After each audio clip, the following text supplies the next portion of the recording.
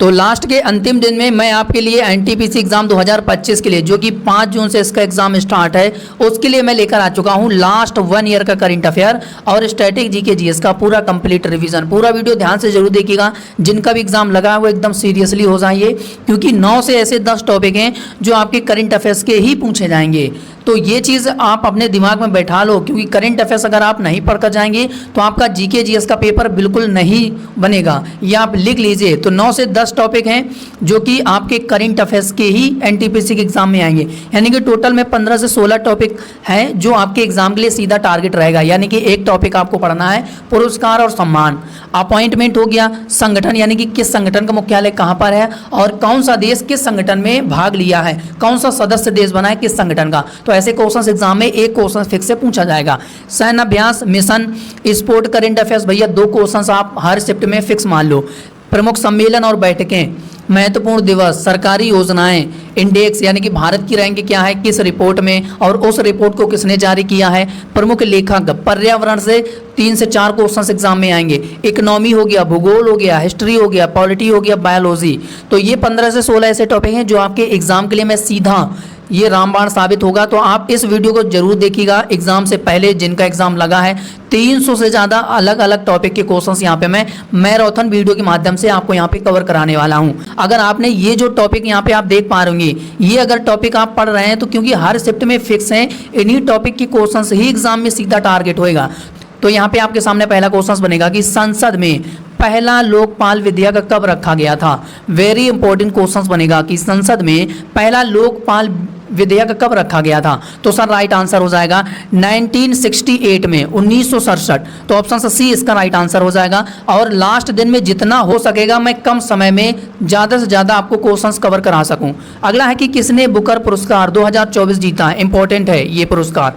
तो बुकर पुरस्कार 2024 को किसने जीता है। तो सर इसका राइट आंसर हो जाएगा समांथा हार्वे। तो option D will be the right answer हो जाएगा कि समांथा हार्वे ने कौन सा पुरस्कार जीता है, बुकर पुरस्कार जीता है। लेकिन ये पुरस्कार किस, इनकी पुस्तक है एक ऑर्बिटल पुस्तक के लिए इनको ये बुकर पुरस्कार प्रदान किया गया है। समांथा हार्वे का नाम आप यहाँ पे इनका फोटो भी देख सकते हैं। तो चलिए अगला क्वेश्चन बनेगा इसके बाद कि भीमबेटका को किसके द्वारा खोजा गया था। ये वो क्वेश्चन है सीधा एग्जाम में जो टारगेट करेगा। तो भीमबेटका को किसके द्वारा खोजा गया था। तो राइट आंसर हो जाएगा डॉक्टर विष्णुधर वाकड़कर। तो option C will be the right answer हो जाएगा। अगला है कि निदेशक तत्व, जो नीति निदेशक तत्व हैं ये क्या हैं। वाद्य योग है, अवाद्य योग है, कठोर हैं, लचीले हैं, क्या है। तो राइट आंसर हो जाएगा ऑप्शन बी अवाद्य योग। तो option B will be the right answer हो जाएगा। तो ये चीज़ आपको याद रखना है। अगला है कि गणित का प्रतिष्ठित एबल पुरस्कार 2024 किसे प्रदान किया गया है। तो राइट आंसर हो जाएगा सर ये मिशेल टैलाग्रैन को प्रदान किया गया है। ये काफ़ी बार मैंने क्वेश्चंस को रिवीजन कराया है, जो लोग हमारा सेशन देखते होंगे रेगुलर। तो ऑप्शन सी इसका राइट आंसर हो जाएगा। मैं आपको हर एक क्वेश्चन से जुड़ा आपको इमेज भी दिखाता हुआ चलूंगा कि एग्जाम तक वो चीज़ कैसे याद हो। बस याद ऐसे होगा कि क्वेश्चन पढ़ा, उसका आंसर देखा और इमेज में जो लिखा है उसे भी आप पढ़ेंगे। तो आपसे क्वेश्चन गलत होने का कोई चांसेस ही नहीं बनता है। आपसे क्वेश्चंस एग्जाम में सही हो जाएंगे, बस अपने आप में कॉन्फिडेंस रखना है। अगला है कि ज्वालामुखी से सबसे अधिक कौन सी गैस निकलती है। तो ज्वालामुखी से सबसे अधिक कौन सी गैस निकलती है। तो राइट आंसर हो जाएगा जलवाष्प है। तो option A will be the right answer हो जाएगा। तो ये चीज़ आपको याद रखना है। अगला इंपॉर्टेंट क्वेश्चन बनेगा कि वोहरा समिति डैश के अध्ययन के लिए बनाई गई थी। जो वोहरा समिति है वो किसके अध्ययन के लिए बनाई गई थी। तो सर इसका राइट आंसर हो जाएगा ये बनाई गई थी राजनेताओं तथा अपराधियों की साठगांठ के लिए बनाई गई थी। तो option C will be the right answer हो जाएगा। और ये 1993 के आसपास इस वोहरा समिति को बनाया गया था। तो ये चीज़ भी आपको याद रखना है। बाकी यहाँ पे आप देख सकते हैं कि 1993 में पीवी नरसिम्हा राव सरकार द्वारा वोहरा समिति का गठन किया गया था। और वोहरा समिति का गठन 1993 के मुंबई यानी कि बॉम्बे बम विस्फोटों के समय हुआ था। तो ये चीज़ इंपॉर्टेंट, ये फैक्चुअल है, आपको याद रखना है। हो सकता है कि एग्जाम में किसी ना किसी शिफ्ट में पूछ दिया जाए, इससे रिलेटेड क्या भरोसा। अगला है कि सिंसिनाटी ओपन 2024 का खिताब किसने जीता है। इंपॉर्टेंट बनेगा। तो सिंसिनाटी 2024 ओपन का खिताब किसने जीत लिया है। तो सर इसका राइट आंसर हो जाएगा एक तो जन्निक सिनर और अरीना साबालेंका। यानी कि पुरुष में अगर हम लोग बात करेंगे तो जन्निक सिनर हो जाएगा, वुमेन्स में अगर हम लोग बात करेंगे तो अरीना साबालेंका हो जाएगा। तो दोनों ए और बी इसका राइट आंसर हो जाएगा। सिंसिनाटी जो कप है खिताब है उसका। तो ये जन्निक सिनर और सवालिंका ने ये इस सिंगल का खिताब इन्होंने अपने नाम किया है। ठीक है, ये है सवालिंका, ये है जन्निक सिनर। तो इन्होंने सिनसिनाटी ओपन 2024 का खिताब जीत लिया है। अगला क्वेश्चन बनेगा कि अंतर्राष्ट्रीय बाघ दिवस हर साल कब मनाया जाता है? तो राइट आंसर हो जाएगा 29 जुलाई को। तो option A will be the right answer हो जाएगा। तो इंटरनेशनल टाइगर डे 29 जुलाई को सेलिब्रेट किया जाता है। अगला है कि कौन विश्व का सबसे ऊंचा ज्वालामुखी पर्वत है? तो राइट आंसर हो जाएगा इसका हमारा माउंट कोटोपैक्सी। तो option D will be the right answer हो जाएगा। अगला है कि सूर्य के निकटतम ग्रह कौन सा है? जो सूर्य के सबसे निकट ग्रह हो। तो राइट आंसर हो जाएगा बुध।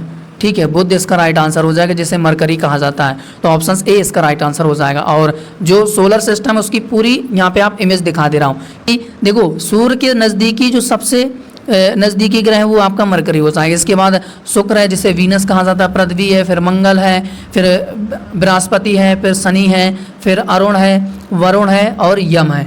तो ये चीज़ आपको याद रखना है। अगला है कि भारतीय अंगदान दिवस कब मनाया जाता है? तो सर ये मनाया जाता है 3 अगस्त को। तो option D will be the right answer हो जाएगा। तो ये चीज़ आपको याद रखना है। बाकी यहाँ पे आप फोटो भी देख सकते हैं। अगला है कि भारत में किस शिलाश्रय से सर्वाधिक चित्र प्राप्त हुए हैं? तो सर इसका राइट आंसर हो जाएगा हमारा भीमबेटका। तो option B will be the right answer हो जाएगा। तो ये आपको याद रखना है। चलिए अगला है कि सूर्य की ऊर्जा उत्पन्न होती है किसके द्वारा? तो सूर्य की ऊर्जा उत्पन्न होती है, तो राइट आंसर हो जाएगा नाभिकीय संलयन द्वारा। तो ऑप्शन बी इसका राइट आंसर हो जाएगा। तो ये चीज़ आपको याद रखना है। अगला है कि किस राज्य के चराईदेव मोइदम स्थल को भारत का 43वां विश्व धरोहर स्थल घोषित किया गया है? अभी मैंने आपको बताया कि एक तो विश्व धरोहर स्थल वर्ल्ड हेरिटेज साइट में जो चीज़ शामिल की गई है वो एग्जाम में इम्पोर्टेंट है। तो ये जो मोइदम है ये किस राज्य का है जो कि भारत के 43वां विश्व धरोहर स्थल में इसे शामिल किया गया है? तो राइट आंसर हो जाएगा ये असम का है। कहाँ का है? असम का मोइदम स्थल जो कि भारत का 43वां क्या बना है? विश्व धरोहर स्थल घोषित कर दिया गया है। तो option B will be the right answer हो जाएगा। तो ये चीज़ आपको याद रखना है। बाकी यहाँ पे मैं आपको फोटो भी दिखाऊंगा कि ये है मोइदम स्थल जो कि 43वां वर्ल्ड हेरिटेज साइट में शामिल किया गया है, घोषित किया गया है। तो India's 43rd world heritage site शामिल हो गया है। तो ये आपको याद रखना है। अगला है कि अकबर का मकबरा कहाँ स्थित है? तो अकबर का मकबरा कहाँ पर स्थित है? तो सर इसका राइट आंसर हो जाएगा सिकंदरा। तो option A will be the right answer हो जाएगा। अगला क्वेश्चन बनेगा कि भारतीय संविधान के किस अनुच्छेद में राज्य की राजभाषा या भाषाएं अपनाने की प्रक्रिया है? तो आर्टिकल 345 का राइट आंसर हो जाएगा। तो option C will be the right answer हो जाएगा। अगला है कि भारतीय संविधान की 8वीं अनुसूची में कौन सी भाषा वर्ष 2003 में जोड़ी गई थी?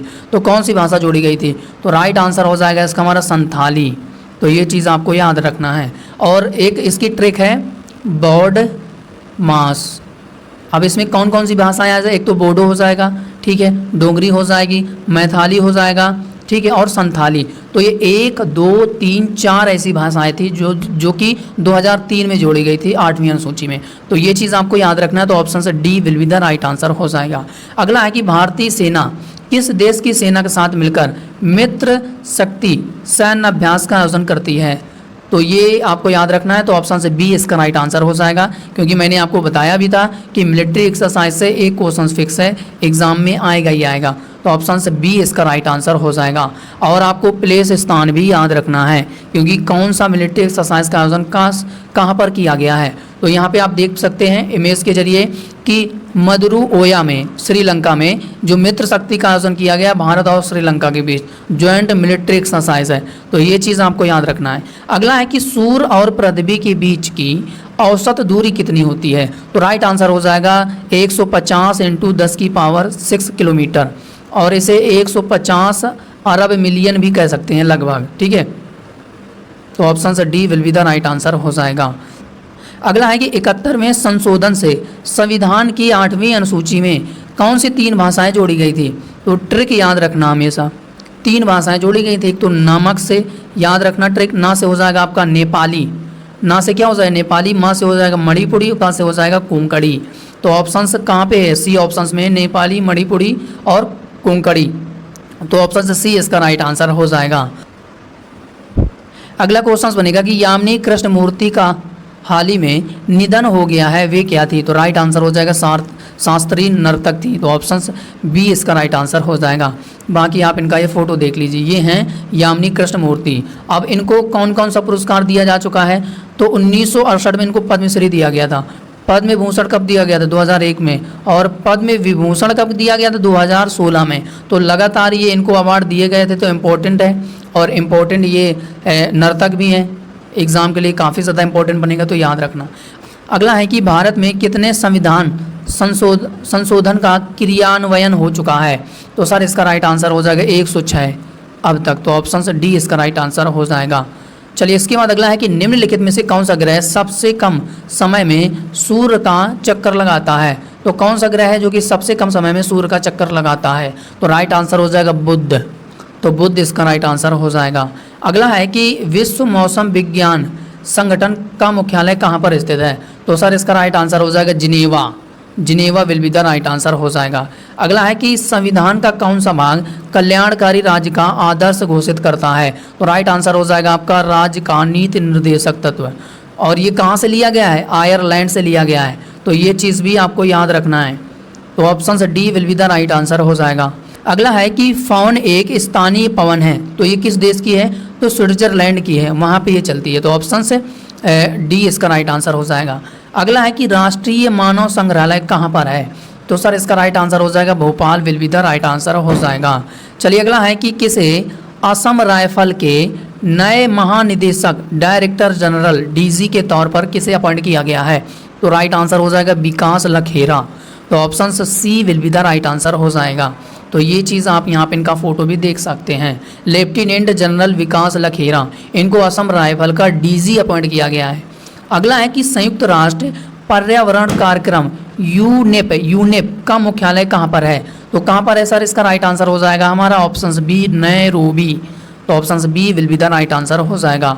अगला है कि गंगा और ब्रह्मपुत्र की संयुक्त जलधारा किस नाम से जानी जाती है? मेघना। देखो कुछ चीज़ें ऐसी हैं जो आपको हमेशा रटी ही होनी चाहिए। तो मेघना ऑप्शन सी में है। और ये दोनों नदियां डेल्टा बनाती है, सुंदरवन डेल्टा, और बंगाल की खाड़ी में गिरती हैं। बाकी ब्रह्मपुत्र को बांग्लादेश में क्या कहा जाता है? जमुना। और गंगा को क्या कहा जाता है बांग्लादेश में? तो पद्मा कहा जाता है। तो ये चीज़ आपको याद रखना है। अगला है कि कौन नौसेना स्टाफ के उप प्रमुख के तौर पर अपॉइंट किया गया है? तो सर इसका राइट आंसर हो जाएगा हमारा ऑप्शन ए कृष्णा स्वामीनाथन। तो option A will be the right answer हो जाएगा। भारतीय नौसेना के उप प्रमुख वाइस एडमिरल कृष्णा स्वामीनाथन, इनका फोटो भी देख सकते हैं। अगला है कि मनरेगा कार्यक्रम निम्नलिखित में से भारतीय संविधान के किस आर्टिकल को लागू करने हेतु लाया गया था? तो राइट आंसर हो जाएगा इसका हमारा ऑप्शन ए आर्टिकल 43। तो ऑप्शन ए इसका राइट आंसर हो जाएगा। अगला है कि किस देश की लेखक जेनी एर्पेनबेक ने अंतर्राष्ट्रीय बुकर पुरस्कार 2024 जीता है? तो ये किस देश की है? जेनी। पूरा नाम ना याद रखना, जेनी नाम ही याद रख लेना कि इनको इंटरनेशनल बुकर पुरस्कार 2024 प्रदान किया गया है। ये किस देश की लेखिका है? तो ये जर्मनी की है। तो जा से जर्मनी, जा से जेनी। तो ऑप्शन से डी इसका राइट आंसर हो जाएगा। तो यहाँ पे आप इनका फ़ोटो भी देख सकते हैं। अब एक फ़ोटो और दिखा रहा हूँ क्योंकि एक नाम और भी है इम्पोर्टेंट।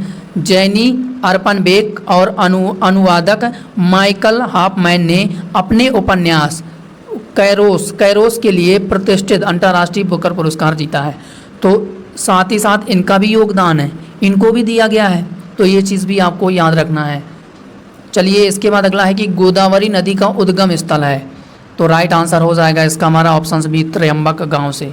तो ऑप्शन बी इसका राइट आंसर हो जाएगा। तो ये आपको याद रखना है। अगला है कि भारत सरकार ने 2015 में शुरू की गई स्मार्ट सिटी मिशन को कब तक बढ़ा दिया गया है? तो ये बढ़ा दिया गया था 31 मार्च 2025 तक। तो ऑप्शन ए इसका राइट आंसर हो जाएगा। तो यहाँ पे आप फोटो भी देख सकते हैं। अगला है कि योजना आयोग का अंतिम होगा यहाँ पे, ठीक है, अंतिम प्रधानमंत्री कौन थे? तो राइट आंसर हो जाएगा नरेंद्र मोदी। और इन्होंने ही योजना आयोग की जगह क्या लाए थे? नीति आयोग, ठीक है। तो अंतिम तो यही थे ना। तो ऑप्शन ए इसका राइट आंसर हो जाएगा। और जब योजना आयोग था उस समय जो अध्यक्ष थे, प्रधानमंत्री अध्यक्ष होता है तो पंडित जवाहरलाल नेहरू। ठीक है, तो ये चीज़ भी आपको याद रखना है। अगला है कि योजना आयोग की स्थापना कब हुई थी। तो योजना आयोग की स्थापना कब हुई थी, तो राइट आंसर हो जाएगा इसका हमारा 15 मार्च 1950। 15 मार्च 1950 इसका राइट आंसर हो जाएगा। अगला है कि किस राज्य में पूर्वी भारत का पहला विकलांग विश्वविद्यालय खोला जाएगा। वेरी इंपॉर्टेंट क्वेश्चंस बनेगा। तो किस राज्य में पूर्वी भारत का पहला विकलांग विश्वविद्यालय खोला जाएगा, तो राइट आंसर हो जाएगा झारखंड। तो option A will be the right answer हो जाएगा। तो यहाँ पे आप फोटो भी देख सकते हैं कि दिव्यांग विद्यार्थियों के लिए विश्वविद्यालय स्थापित करेगी झारखंड सरकार। तो एग्जाम के लिए इंपॉर्टेंट बनेगा। अगला है कि राख का टीला निम्नलिखित में से किस नौपाषाणिक स्थल से संबंधित है। तो राइट आंसर हो जाएगा इसका हमारा ऑप्शन बी संगनकल्लू। तो option B will be the right answer हो जाएगा। अगला है कि निम्नलिखित नदियों में से कौन एक विनाशक नदी है।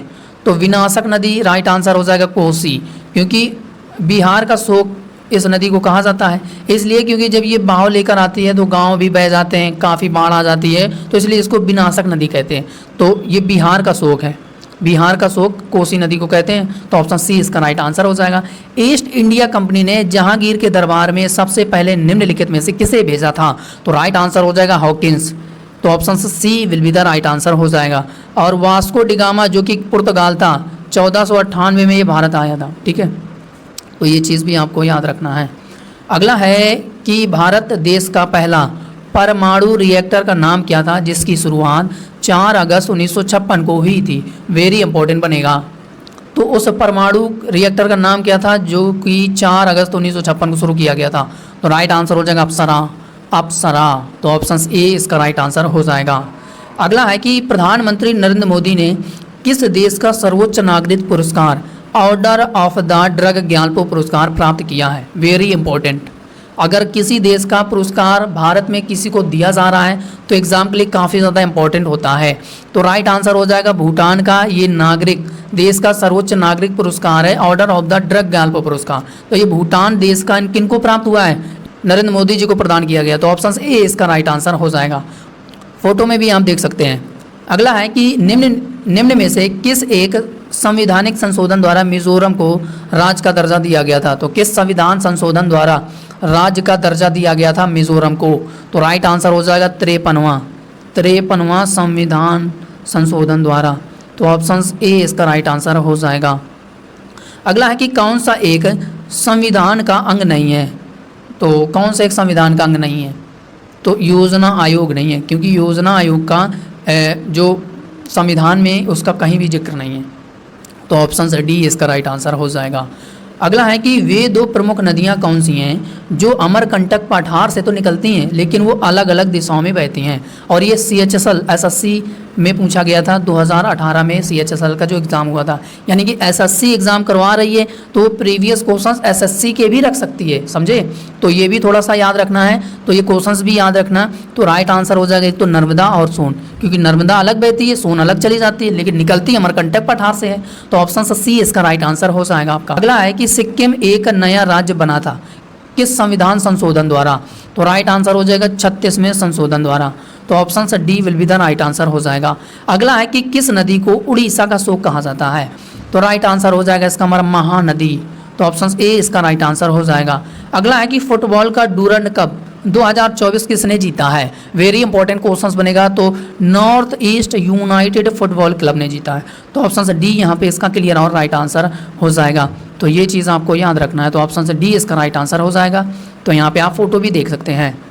अब इसके बाद अगला क्वेश्चन बनेगा कि 73वीं मिस यूनिवर्स प्रतियोगिता 2024 को किसने जीता है। Very important.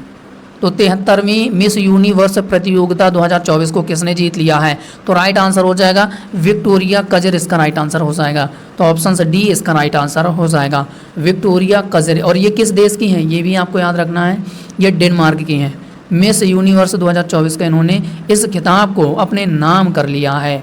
अगला है कि QS world university ranking Asia 2025 में कौन सा संस्थान है जो कि भारत में पहले स्थान पर है। तो कौन सा संस्थान है। तो राइट आंसर हो जाएगा IIT दिल्ली इसका राइट आंसर हो जाएगा। तो option D will be the right answer हो जाएगा। तो यहाँ पे आप फोटो भी देख सकते हैं चलिए इसके बाद अगला है कि योजना आयोग का अध्यक्ष कौन होता है। अभी मैंने आपको बताया प्रधानमंत्री होता है हमेशा, तो ऑप्शन बी इसका राइट आंसर हो जाएगा। अगला है कि कौन सा संविधान संशोधन अधिनियम गुड्स एंड सर्विस टैक्स का प्रावधान करता है। तो राइट आंसर हो जाएगा इसका हमारा ऑप्शन डी 101 संविधान संशोधन अधिनियम 2016। और ये वेरी इंपॉर्टेंट बनेगा। कुछ ऐसे संविधान संशोधन हैं जो एग्जाम में फिक्स होते हैं, आते ही आते हैं, क्योंकि अब जब एक बार जो चीज़ संविधान में वो चीज़ संशोधन हो गया तो वो एग्जाम में चेंज नहीं होता है। अब जैसे ये गुड्स एंड सर्विस टैक्स है, इसका किस संविधान संशोधन में प्रोसेस है, तो 101 संविधान संशोधन अधिनियम 2016 में। अब 2016 की जगह और कहीं तो ये चेंज नहीं हो जाएगा और कहीं तो ये बदल नहीं जाएगा, तो ये फिक्स है, तो आपको ये भी फिक्स रखना है, तो ये दिमाग में याद होना चाहिए। तो ऑप्शन डी इसका राइट आंसर हो जाएगा। अगला है कि कौन सा देश खो खो विश्व कप 2025 के उद्घाटन संस्करण की मेज़बानी कर रहा है। तो राइट आंसर हो जाएगा इंडिया ने किया, तो ऑप्शन सी इसका राइट आंसर हो जाएगा। तो यहाँ पे आप देख सकते हैं क्वेश्चन बनेगा कि पर्यावरण सुरक्षा अधिनियम को अन्य किस नाम से जाना जाता है। वेरी इंपॉर्टेंट जो आज का शानदार सेशन मैं इसलिए लेकर आया हूँ क्योंकि 5 जून से पहले ये वीडियो देख कर जाना, क्योंकि इसमें वो बेहतरीन टॉपिक के क्वेश्चंस हैं जो आपके एग्जाम में सीधा टारगेट रहेगा। तो जो पर्यावरण सुरक्षा अधिनियम है इसको और किस नाम से जाना जाता है, तो छाता कानून इसे कहते हैं, अम्ब्रेला कानून। तो option A will be the right answer हो जाएगा। अगला है कि भारत में राष्ट्रीय विकास परिषद कब गठित की गई थी। तो सर इसका राइट आंसर हो जाएगा हमारा 6 अगस्त 1952। तो यहाँ पे ऑप्शन डी इसका राइट आंसर हो जाएगा। अगला है कि ग्रीन वर्ल्ड इन्वायरमेंट अवार्ड 2024 किसे प्रदान किया गया है। किसे प्रदान किया गया है ग्रीन वर्ल्ड इन्वायरमेंट अवार्ड 2024। तो राइट आंसर हो जाएगा, याद रखना, कोल इंडिया लिमिटेड कंपनी को। तो ऑप्शन सी इसका राइट आंसर हो जाएगा। तो यहाँ पे ये चीज़ आपको याद रखना है। चलिए इसके बाद अगला है कि भारतीय पुरातत्व का जनक किसे कहा जाता है।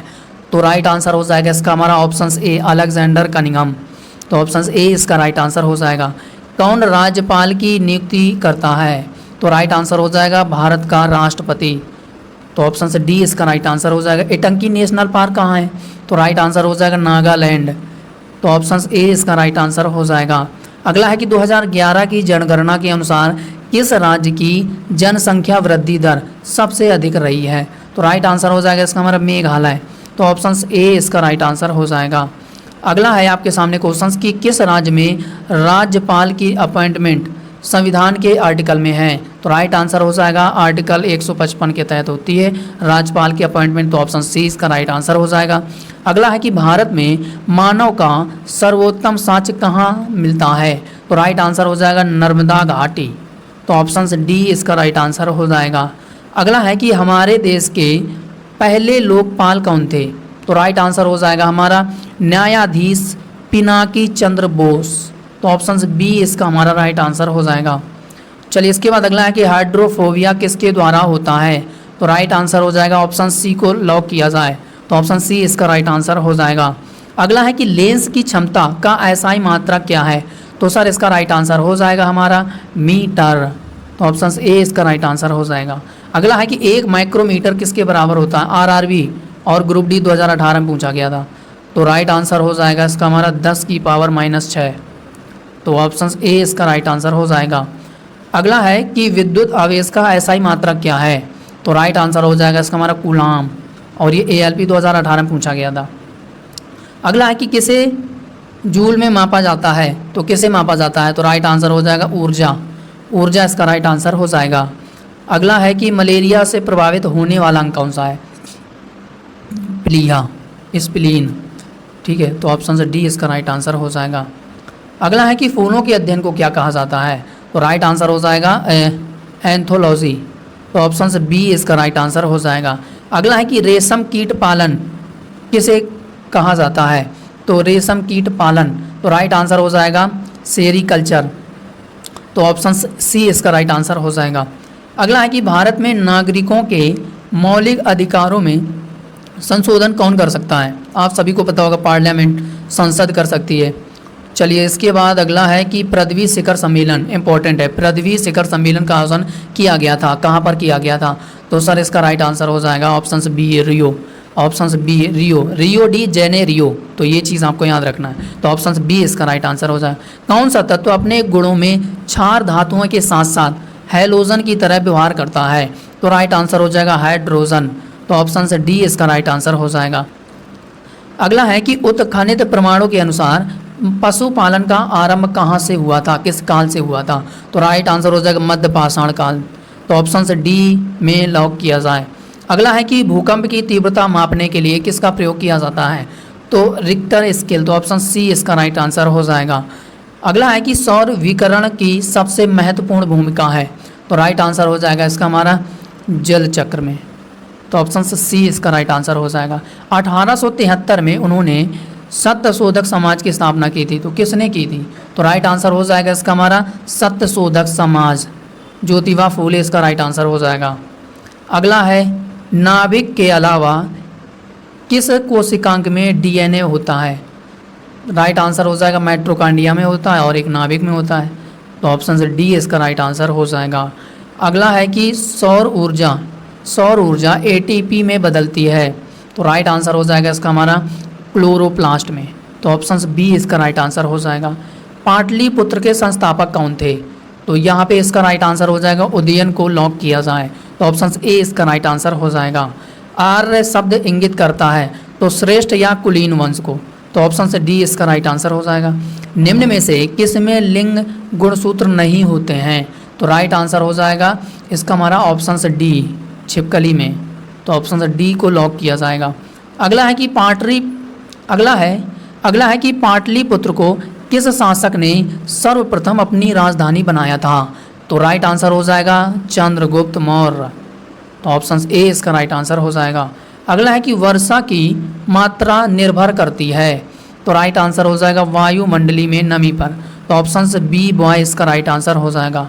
कोशिका का शक्ति स्रोत होता है। तो राइट आंसर हो जाएगा इसका हमारा माइटोकॉन्ड्रिया। तो ऑप्शन से B will be the right answer हो जाएगा। सबसे पुराना वेद कौन सा है। सबसे पुराना वेद की बात करें तो ऋग्वेद इसका राइट आंसर हो जाएगा। अगला है कि आधुनिक आनुवांशिक विज्ञान के जनक कौन है। तो राइट आंसर हो जाएगा इसका हमारा ग्रेगर जॉन मेंडल। तो ऑप्शन ए इसका राइट आंसर हो जाएगा। अगला है कि 16 महाजनपदों के युग में मथुरा इनमें से किसकी राजधानी थी। तो राइट आंसर हो जाएगा सूरसेन। तो ऑप्शन से डी को लॉक किया जाए। अगला है कि प्राचीन नगर तक्षशिला निम्नलिखित में से किन के बीच स्थित है। तो राइट आंसर हो जाएगा सिंधु और झेलम नदी। तो ऑप्शन ए राइट आंसर हो जाएगा। मेंडल के आनुवांशिकता का सिद्धांत किस पर आधारित है। तो राइट आंसर हो जाएगा लैंगिक जनन पर। तो ऑप्शन से सी इसका राइट आंसर हो जाएगा। अगला है कि पृथ्वी के चारों ओर गैसों के समूह को क्या कहा जाता है। तो राइट आंसर हो जाएगा वायुमंडल। तो ऑप्शन से सी इसका राइट आंसर हो जाएगा। अगला है कि निम्नलिखित 4 वेदों में से किस एक में जादू माया वशीकरण का वर्णन होता है। नहीं जैसे मंत्र फूंक वूक जो ये सब सिस्टम होता है तो किस वेद में होता है। तो अथर्व वेद में होता है। और जो संगीत जिसमें नागिन डांस होता है तो वो सामवेद हो जाएगा। तो ये आपको याद रखना है। चलिए इसके बाद अगला है कि पर्णहरित यानी कि क्लोरोफिल में निम्नलिखित में से कौन सा तत्व पाया जाता है। तो राइट आंसर हो जाएगा इसका हमारा मैग्नीशियम। तो ऑप्शन से सी इसका राइट आंसर हो जाएगा। अगला है कि दिलवाड़ा जैन मंदिर स्थित है।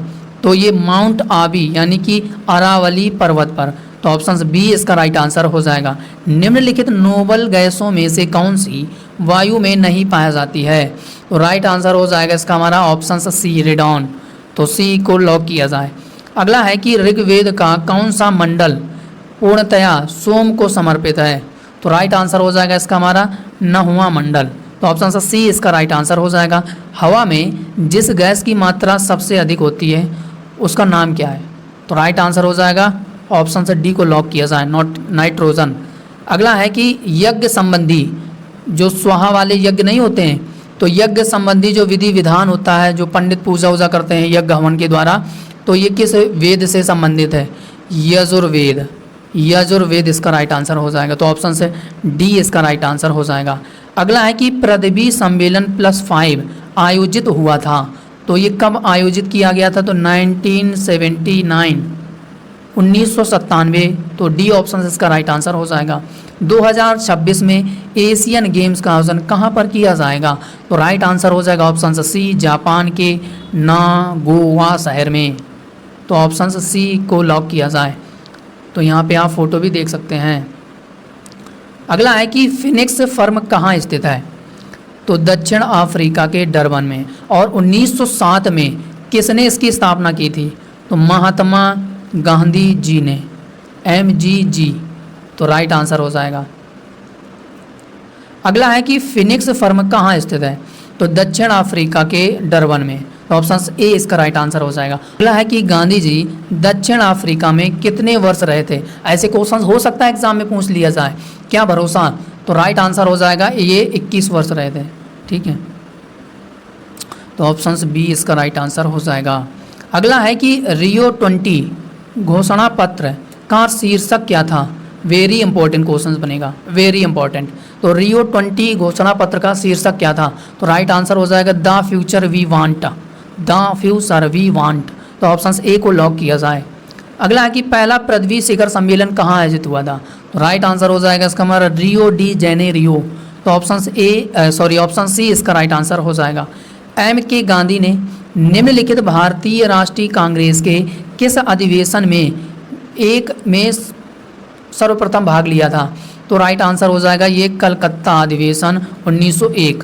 तो ऑप्शन बी इसका राइट आंसर हो जाएगा। अब कुछ चीज़ें हैं जो कि सूची 1 में दे रखा है और सूची 1 को सूची 2 में सुमेलित करना है। अब इससे कम से कम 4 चीज़ें आपको कंप्लीट हो जाएंगी। देखो, सूची 1 में वैदिक नदियाँ दी गई हैं और उस नदियों का जो आधुनिक नाम दिया गया है, यानी कि सतलज नदी को प्राचीन भाषा में क्या कहा जाता है, तो इस तरीके से।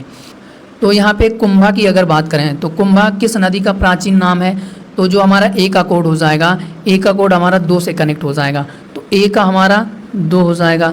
बी का यानी कि परसरणी, ये किस नदी को कहा जाता है, तो बी का कोड हो जाएगा रावी, तो बी का 3 हो जाएगा। अब सी बचा सदा नीरा, किस नदी को कहा जाता है, तो अब सी का कोड हमारा क्या हो जाएगा, तो सी का कोड हो जाएगा हमारा 1 गंडक।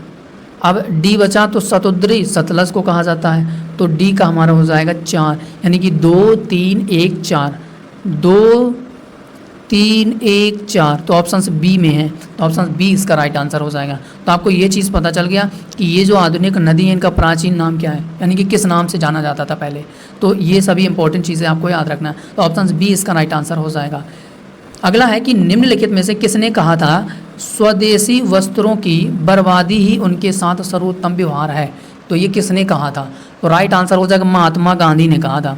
तो ऑप्शन बी इसका राइट आंसर हो जाएगा। गौतम बुद्ध की माँ किस वंश से संबंधित थी, तो राइट आंसर हो जाएगा इसका हमारा कोलीय गणराज्य से संबंधित थी। तो ऑप्शन डी इसका राइट आंसर हो जाएगा। जोहान्सबर्ग में सतत विकास सम्मेलन किस वर्ष आयोजित किया गया था, तो 2002, याद रखना 2002। तो ऑप्शन बी बॉय इसका राइट आंसर हो जाएगा। महात्मा बुद्ध ने अपना पहला उपदेश कहाँ दिया था, तो सारनाथ में दिया था। तो ऑप्शन बी इसका राइट आंसर हो जाएगा। राष्ट्रीय पर्यावरण अभियांत्रिक शोध संस्थान कहाँ स्थित है, तो सर इसका राइट आंसर हो जाएगा हमारा ऑप्शन सी को लॉक किया जाए, नागपुर। तो ऑप्शन सी इसका राइट आंसर हो जाएगा। भारतीय राष्ट्रीय कांग्रेस ने पहला असहयोग आंदोलन किस वर्ष शुरू किया था, तो राइट आंसर हो जाएगा 1920। तो ऑप्शन सी को लॉक किया जाए, तो ऑप्शन सी इसका राइट आंसर हो जाएगा। महात्मा गांधी द्वारा चलाया गया पहला जन आंदोलन कौन सा था, तो राइट आंसर हो जाएगा असहयोग। कोई तो इसका नमक आंदोलन लगा देंगे, तो ऑप्शन ए इसका राइट आंसर हो जाएगा। ये भी गलत, ये भी गलत, ये भी गलत। तो ऑप्शन ए इसका राइट आंसर हो जाएगा। बुद्ध कौशाम्बी किसके राज्यकाल में आए थे, तो बुद्ध कौशाम्बी किसके राज्यकाल में आए थे, तो राइट आंसर हो जाएगा इसका हमारा उदयन। तो ऑप्शन बी राइट आंसर हो जाएगा। अगला है कि कांग्रेस ने पूर्ण स्वराज की घोषणा सबसे पहले कहाँ की थी, तो राइट आंसर हो जाएगा लाहौर अधिवेशन में। तो ऑप्शन ए इसका राइट आंसर हो जाएगा। 31 दिसंबर 1929 को अर्धरात्रि में भारतीय राष्ट्र ध्वज को किसने फहराया था, तो राइट आंसर हो जाएगा इसका हमारा पंडित जवाहरलाल नेहरू। तो ऑप्शन बी इसका राइट आंसर हो जाएगा। वेरी इंपॉर्टेंट क्वेश्चन बनेगा। तो 31 दिसंबर 1929 को अर्धरात्रि के दौरान भारतीय राष्ट्रीय ध्वज को किसने फहराया था, जवाहरलाल नेहरू, राइट आंसर हो जाएगा। भगवान बुद्ध के महापरिनिर्वाण के बाद पहली बौद्ध संगति कहाँ आयोजित की गई थी, तो राइट आंसर हो जाएगा राजगृह में। और कब की गई थी, 483 BC में। ठीक है, तो ये चीज़ आपको याद रखना है। अंग्रेज़ों द्वारा भारतीयों को 1947 में सत्ता हस्तांतरित किए जाने के समय कांग्रेस अध्यक्ष कौन था? तो राइट आंसर हो जाएगा JB कृपलानी। तो JB कृपलानी का नाम ना भूलना। तो ऑप्शन से बी इसका राइट आंसर हो जाएगा। तो ये चीज़ आपको याद रखना है। अगला है कि गाजी मलिक किस वंश का संस्थापक था? इम्पोर्टेंट बनेगा। तो गाजी मलिक किस वंश का संस्थापक था? तुगलक। तुगलक। तो ऑप्शन ए इसका राइट आंसर हो जाएगा। और गाजी मलिक किसको कहा जाता है? अलाउद्दीन खिलजी को ही कहा जाता है। ठीक है, तो ये चीज़ याद रखना, जो कि सेनाध्यक्षों में से तुगलक वंश का पहला सुल्तान बना था। ठीक है, तो ये आपको याद रखना है। अब इसके बाद सूची 1 में दे रखा तीर्थंकर, सूची 2 में दे रखा है प्रतिमा, यानी कि इसको किससे दर्शाया जा सकता है? जैसे आदिनाथ है तो आदिनाथ का प्रतीक क्या है, मल्लीनाथ का प्रतीक क्या है, पारसव का प्रतीक क्या है, संभवनाथ का प्रतीक क्या है, तो इस तरीके से। तो यहाँ पे सबसे पहले आदिनाथ की बात करें तो आदिनाथ को किस में दर्शाया गया है? तो ए का कोड हमारा हो जाएगा 1। ठीक है, ए का वृषभ हो जाएगा 1 हो जाएगा। बी का क्या होगा? मल्लीनाथ का कोड क्या हो जाएगा? तो बी को हम लोग कनेक्ट कर देंगे जल कलश से, तो बी का 4 हो जाएगा। सी का यानी कि पार्श्वनाथ को किससे डिनोट करेंगे? तो जो हमारा सी है, सी का कोड हो जाएगा सर्प, सी का कोड हो जाएगा 3। अब बचा डी, तो डी का कोड क्या हो जाएगा? अश्व है, तो ऑप्शंस 2, यानी कि 1 4 3 2। अगला है कि मोहम्मद बिन तुगलक अपनी राजधानी दिल्ली से कहाँ ले गया था? और ये एकदम मूर्ख सुल्तान जिसको कहते हैं, पढ़ा लिखा तो था लेकिन मूर्ख था। तो मोहम्मद बिन तुगलक अपनी राजधानी दिल्ली से कहाँ ले गया था? दौलताबाद ले गया था। अब ये जब बीच रास्ते में यहाँ दिल्ली है, ये यहाँ पे दौलताबाद है, या बीच रास्ते में यहाँ से ले गया। ठीक, अब जब भूखन की वजह से उसकी जो प्रजा थी, जो सेना थे, मर रहे थे, तो उसने सोचा कि वापस चलो फिर रिटर्न करो, तो इस तरीके से। तो इसको लोगों ने कहा था पागल। तो ऑप्शन ए इसका राइट आंसर हो जाएगा। अगला है कि महावीर स्वामी का जन्म कहाँ हुआ था? तो कहाँ पर हुआ था? तो राइट आंसर हो जाएगा कुंडल ग्राम। तो ऑप्शन ए इसका राइट आंसर हो जाएगा। अगला है कि होली त्यौहार के सार्वजनिक उत्सव में भाग लेने वाला दिल्ली का पहला सुल्तान कौन सा था? तो राइट आंसर हो जाएगा मोहम्मद बिन तुगलक, MBT से कह सकते हैं, मोहम्मद बिन तुगलक। तो ऑप्शन बी इसका राइट आंसर हो जाएगा। जैन धर्म के प्रवर्तक महावीर जी का मोक्ष स्थान कहाँ पर है? तो राइट आंसर हो जाएगा, यानी कि उनकी मृत्यु कहाँ हुई थी? तो पावापुरी में। तो ऑप्शन सी इसका राइट आंसर हो जाएगा। महावीर का पहला अनुयायी कौन था? तो आप कह सकते हैं जमाली। तो ऑप्शन ए इसका राइट आंसर हो जाएगा। और जो प्रजापति गौतमी थी, ये कौन थी? इनकी मौसी थी, और इन्होंने इनका पालन पोषण किया था। तो ये चीज़ भी आपको याद रखना है। अगला है कि दिल्ली के किस सुल्तान ने सबसे ज़्यादा नहरों का निर्माण कराया है? तो आप यहाँ पे कह सकते हैं फिरोज शाह तुगलक। तो ऑप्शन ए इसका राइट आंसर हो जाएगा। अगला है कि दिल्ली का कौन सा सुल्तान अशोक स्तंभ को दिल्ली लाया था? तो राइट आंसर हो जाएगा इसका हमारा फिरोज शाह तुगलक, जिसने नहरों का निर्माण कराया था। तो ऑप्शन ए इसका राइट आंसर हो जाएगा। आजीवक संप्रदाय के संस्थापक कौन थे? तो राइट आंसर हो जाएगा सर इसका हमारा मखली गोसाल। तो ऑप्शन सी को लॉक किया जाए, तो सी इसका राइट आंसर हो जाएगा। नासिक में कुंभ मेला निम्नलिखित में से किस नदी के तट पर लगता है? तो राइट आंसर हो जाएगा गोदावरी। तो ऑप्शन से डी इसका राइट आंसर हो जाएगा। अगला है कि पुरी में रथ यात्रा किसके सम्मान में निकाली जाती है? तो राइट आंसर हो जाएगा भगवान जगन्नाथ के सम्मान में। तो ऑप्शन सी इसका राइट आंसर हो जाएगा। अगला है कि फिरोज तुगलक द्वारा स्थापित दार उल सफ़ा क्या था? तो ये एक खैराती अस्पताल था। तो ऑप्शन बी बॉय इसका राइट आंसर हो जाएगा। चलिए इसके बाद अगला है कि तैमूर लंग ने किस वर्ष भारत पर आक्रमण किया था? तो सर इसका राइट आंसर हो जाएगा हमारा 1398। तो ऑप्शन बी को लॉक किया जाए, तो ऑप्शन बी इसका राइट आंसर हो जाएगा। तैमूर के आक्रमण के बाद भारत में किस वंश का राज स्थापित हुआ? तो राइट आंसर हो जाएगा इसका हमारा सैयद वंश। ठीक है, तो ऑप्शन बी इसका राइट आंसर हो जाएगा। अगला है कि अकबर के दरबार में आने वाला पहला अंग्रेज व्यक्ति कौन था? तो राइट आंसर हो जाएगा रॉल्फ फिंच। तो option A will be the right answer हो जाएगा। भारत के किसके शासनकाल में ईस्ट इंडिया कंपनी का गठन हुआ था? तो 1600 के आसपास किसका कार्यकाल था? अकबर का ही होगा। तो अकबर इसका राइट आंसर हो जाएगा। अगला है कि ख्वाजा म्यूनुद्दीन चिश्ती किसके शिष्य थे? तो सर इसका राइट आंसर हो जाएगा, ये थे ख्वाजा उस्मानी हारूनी। तो ऑप्शन से डी इसका राइट आंसर हो जाएगा। अब अगला है कि शेख निज़ामुद्दीन औलिया की दरगाह स्थित है, तो राइट आंसर हो जाएगा दिल्ली में, तो दिल्ली को लॉक किया जाए। अगला है, तो उम्मीद है बस यही टॉपिक आपको कंसिस्टेंसी से जब तक आपका एग्ज़ाम नहीं हो जाता है तब तक इसी तरीके से मैं आपको 15 से 16 टॉपिक के क्वेश्चंस आपको मैं कवर कराता रहूँगा और आपको भी मेरे साथ लगना पड़ेगा, क्योंकि ये वो टॉपिक हैं जो आपके एग्ज़ाम में फ़िक्स हैं, आना ही आना है, कोई चेंज नहीं कर सकता है, कोई भी बदलाव नहीं कर सकता, क्योंकि यही टॉपिक जब सालों से पूछा जा रहा है एग्ज़ाम में तो अब कोई अलग टॉपिक थोड़ी बन जाएगा। तो यही है, और इसी तरीके से मैं आपको लास्ट 1 ईयर का करंट अफेयर और पूरा जीके जीएस का कंप्लीट रिवीजन एग्ज़ाम तक कवर करा रहा हूँ। तो बाकी सेशन कैसा लगा आप फीडबैक ज़रूर देना, क्योंकि फीडबैक जितना आप मुझे मिलेगा, क्योंकि मैं सबकी कमेंट भी पढ़ता हूँ, ऐसा नहीं कि मैं वीडियो बना दिया किसी के कमेंट भी नहीं देखता हूँ। आप लोगों ने जितने लोगों ने भी कमेंट किया होगा कोई भी बात को लेकर, उसका मैंने रिप्लाई ज़रूर दिया होगा, ठीक है। तो आप लोग कमेंट अपना फीडबैक ज़रूर देना, लाइक शेयर और कमेंट करके। बाकी चैनल में पहली बार जुड़े तो प्लीज़ चैनल को सब्सक्राइब करके ज़रूर जाइएगा। और कौन कौन से टॉपिक अगर आपको पढ़ना है वो कमेंट भी कर सकते हैं, क्योंकि मैंने एग्ज़ाम ओरिएंटेड कोई चीज़ नहीं छोड़ी है, क्योंकि मेन टॉपिक हैं जो आपके एग्ज़ाम को सीधा टारगेट रखेंगे। अब हो सकता है कि कोई टॉपिक स्किप हो गया हो तो आप अपना कमेंट बॉक्स में कमेंट ज़रूर कर सकते हैं, तो उस टॉपिक को भी मैं कंप्लीट करा दूंगा। तो बाकी आज के लिए इतना ही, मिलते हैं किसी नए वीडियो पर, तब तक के लिए जय हिंद, जय भारत, वंदे मातरम।